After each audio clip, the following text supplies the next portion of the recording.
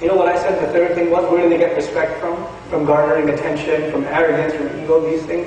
If you raise your children right, you know what they will learn? Respect comes from nowhere, except from the words, La ilaha illallah Muhammadur Rasulullah.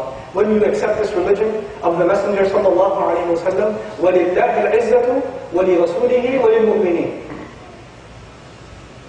And only Allah owns nobility and dignity and honor and authority, and so do His messengers, and it belongs to Him and to the believers.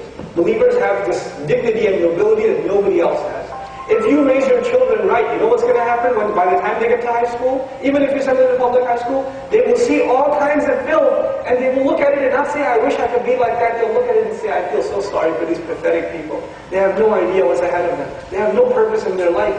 Allah gave me such clarity about what my life is about. I already have direction in my life.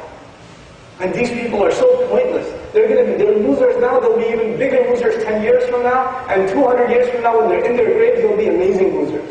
I feel bad for them. I feel sorry for them. You'll start looking down at corruption instead of being jealous of it. You'll start feeling bad for people who are victims of it instead of wanting to be like them or being tempted by them. That's the kind of kids we want to raise. That see their Islam as something that makes them superior to everything else. They're not arrogant, but they understand what Allah has given them is better. وَمَا عِنْدَ اللَّهِ خَيْرٌ. What Allah has is better. If they could see the world like that, man, I tell you, the world would be at their feet. People will come to them and say, man, what is it, man? What makes you tick, bro? I don't get you. You're not like everybody else. This has actually happened to me before. And it happened to a lot of young people before too. You know, you're in an elevator, you keep your eyes low, the woman comes to me, you didn't look at me once. Why did you do that? I was like, I don't need to. I'm married. And I fear God. She said, what religion are you?